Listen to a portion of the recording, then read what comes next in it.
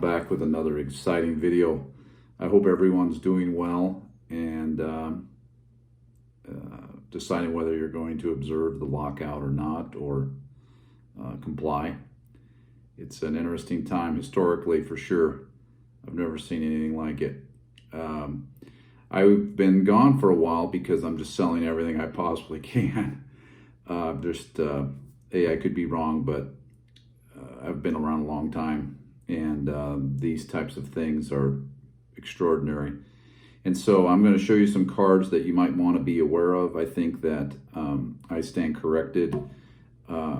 Elite Co 3 and some of these folks that send in these junk cards, I've always kind of gone, what the heck? And now I know. Now I know why you do that. If you have a card, doesn't matter when it was printed, how many were printed, and it's a 10, send it in. And so PSA 10s of junk wax cards are starting to explode. And population reports just don't even matter. And that is extraordinary to me.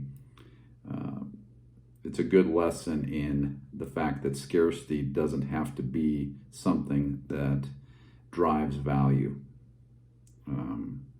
It's really, popularity is a trump over scarcity. And the cards I'll show you now kind of show that that's absolutely true. And it also, I think, might mean that all of the steroid users will be in the Hall of Fame at some point, with maybe an asterisk or something, but they're going to be in, and Bald Rhino was wrong. So here we go. Let me show you some cards, and hope you enjoy them. Okay, here we go. I do appreciate all my subscribers. I still can't believe I have as many, given the fact that I don't rehearse what I'm going to say, and I don't really have a nice studio. So I really appreciate people taking the time to watch. This is the 86 tops traded Jose Canseco. Not at all a rare card. This is my final one. I've sold all of them. And not rare. PSA is probably done giving 10s of this card. So what I am very interested in is folks are running out and buying these sets and breaking 87 tops, breaking 87 Donruss, 86 Donruss, and so forth. Jose Canseco's rookie card 1 month ago in a PSA 10, I think is 86 Donruss, was selling somewhere around $280. Now it's around $650. I would be showing that, but all the cards of really any value, I don't keep at home. So bummed out there. I probably would dump that card at $600 something, but that's one that you want to be on the lookout for, because quite frankly, you know, I'm not even thinking about what's in my collection sometimes because there's so many cards, and then I'm going to sell that card at I think it's $40 to $45 right now. Another card which I think is just shocking to me. You know, I used to get quite a laugh out of Elite Co would just send these, and you know, everybody knows that it's off, right? You know, PSA is not giving any more 10s. And that card right there before you is another perfect example. That is a gorgeous card, PSA 9. Probably sold 10 or 11 of them now, and you can sell PSA 8s and 7s as well.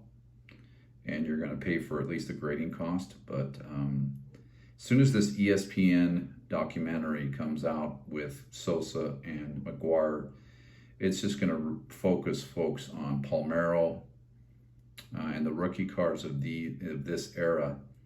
And so, for example, the Barry Larkin card is not an easy 10. The Greg Maddux card is not an easy 10. And so if you possess those, you're going to have triple-digit returns here pretty shortly, is my guess, if you haven't already.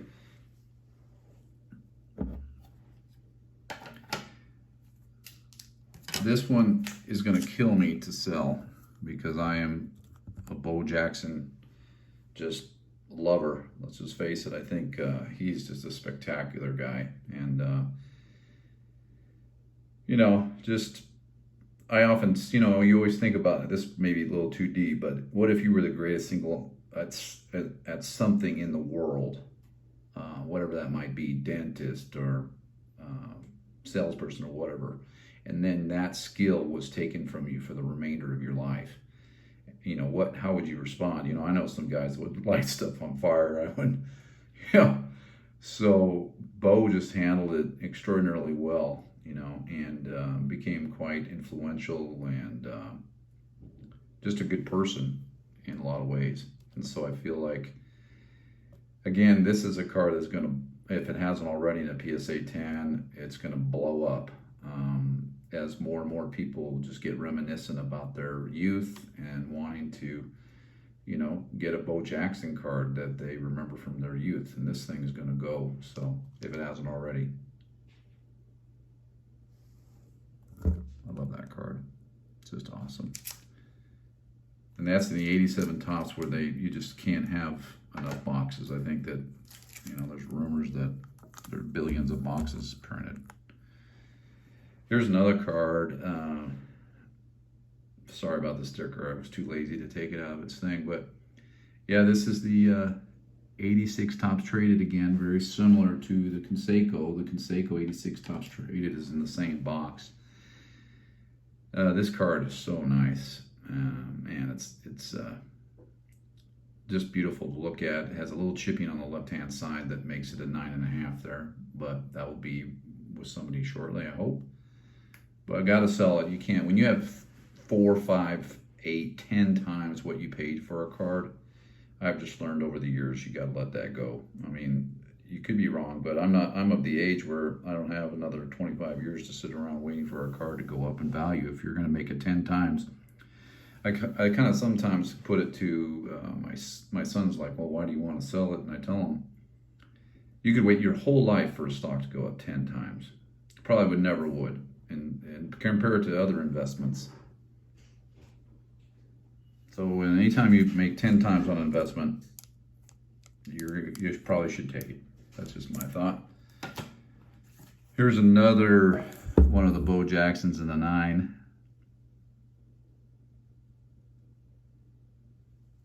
Beautiful card. I hate the beat Beckett slab so much. I just, every time for whatever reason, I just got a coupon one time. I said, I'm going to send some cards to Beckett. God, I regret it. Their slab is just, it's a wonder that they're even in business. It's just my personal opinion. The SGC slab, I've actually got some orders in there, and the resale is a huge concern. I'm not a fan of, my son is roughly 25, and I was impressed with the interview that the kid did, but I didn't know anything at 25. And so that, you just don't, and that's not because he's not intelligent. It's just because he, quite frankly, is young. And so when I saw that video, it kind of confirmed to me that I'm going to be a PSA person for the foreseeable future. Just because I think that their position in the marketplace is too superior right now. So this is the Bo Jackson tops traded. A PSA 10 of this has exploded. The reason I show these lower rated cards is that I think it's really important to remember that you can get your money back from submitting poor cards now, which is a very poorly graded cards, which is very rare. Oftentimes, I donate to charity or whatever low graded cards, and this is one of those times where you're going to be able to get your money back and more. Perhaps more than anything, this card here is just obscene, okay? I still remember, not less than a year ago, stacks of these cards at the local card shop for $1 or $2 a piece, ungraded. And so, wow, I mean, this card would probably go somewhere for $150 eventually. I've seen the PSA 10s are, in the thousands. So obviously everything I have in this is going to sell immediately. I think I bought this card for $7 graded. So just, and McGuire's not, anything to me. I'm not a collector of him. So Feel good for Titanic taters, though. He's probably got a few of those babies. This one, too, in the same vein. This card is approaching 350. It's just hard to even say out loud. 350 for 87 Toss McGuire. But there you go. It's a sweet card. This one in particular, I don't know, man. It's just so perfectly centered. It's one of those just gorgeous cards. And I luckily have a ton of these at PSA. They've been waiting over 6 months just because I kind of busted a whole bunch of this. But they won't be back until next year. I think that if, I have been getting, and I will get us a little bit more back from PSA, but no bulk orders, I don't think, are going to come back for quite a while. Nice. This is just the back of it, too. $300, guys. $350 for that card. Think of the Hall of Fame rookie cards you could buy for $350. Now, this one is hilarious. Okay, I don't really have any Sosa, because, the guy used cork bats. He did steroids. I mean, come on, So anyway, that's not a very good picture of it, is it? I don't know. I can't tell. Yeah, there you go. Well, anyway, this is a fantastic card. They're selling, I think, over $100 now. I don't know how sustainable it is, but again, if you have Sosas, sell them, go buy yourself something nice. And then actually 2 more cards. Here's another one of the tops traded.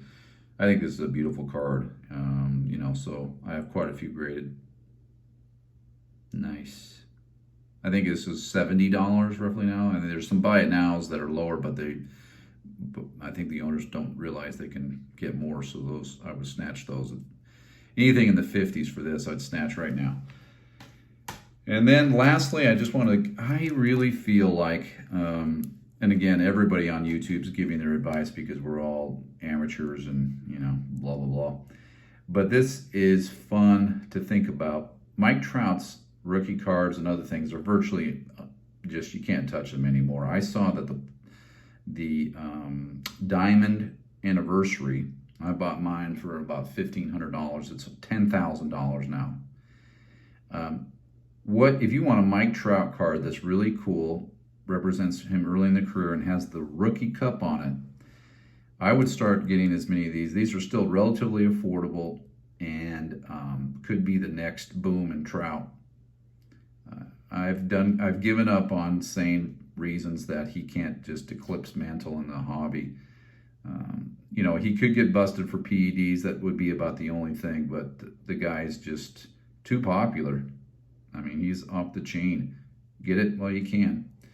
And that's about it for the Bald Rhino Station. I hope you enjoyed it and didn't mind the narration there too much that was unprepared. I appreciate all of you watching. I hope you're well and stay well. Take care.